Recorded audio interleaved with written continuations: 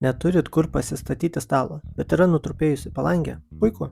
Viso labo reikia patikėti, kad užteks 3-4 dienų ir tos 2 savaitės pavirtusios į iššūkių pilną mėnesį galimai nuves jūs prie pilnaverčio ąžuolinio stalo palei visą langą.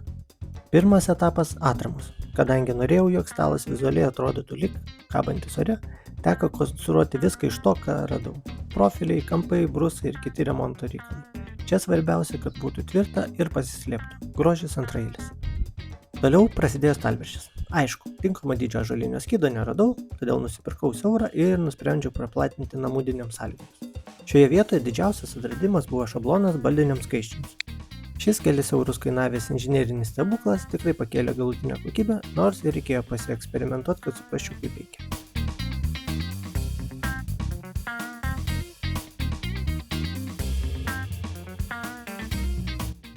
Toliau reikėjo išpjauti formą pagal sienas, kurio šiame lofte gyvena savo gyvenime. Ne vienas kampas čia nėra visiškai 90 laipsnių, o ir sienų tiesumas liko tik legendas. Šablonas padėjo, bet ne tiek, kiek tikėjausi, todėl teko taisyti iš akies. Šveitimo etapas buvo atskira tragedija ir čia likimas nusprendė, kad per lengva nebus, sugadinau juostinį šlifuoklį, trumpiausiai tarnavęs įrankis mano istorijoje. 35 eurai iškeliavo remonto dievams.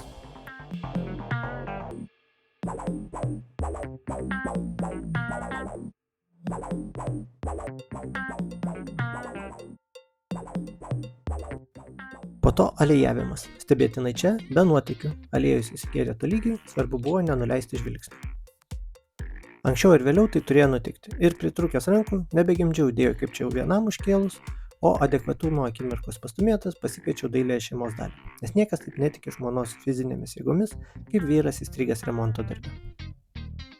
Galiausiai liko kolonos, krašto profiliai, skylės laidams, ventiliacija radiatoriui ir kitos smulkmenos, kurios teoriškai vadinamos detalės, bet čia dar kokios 2 dienos susivalgo.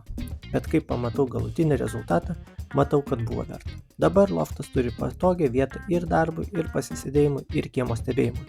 Mūsų namo močiutėm labai patiktų toks sprendimas.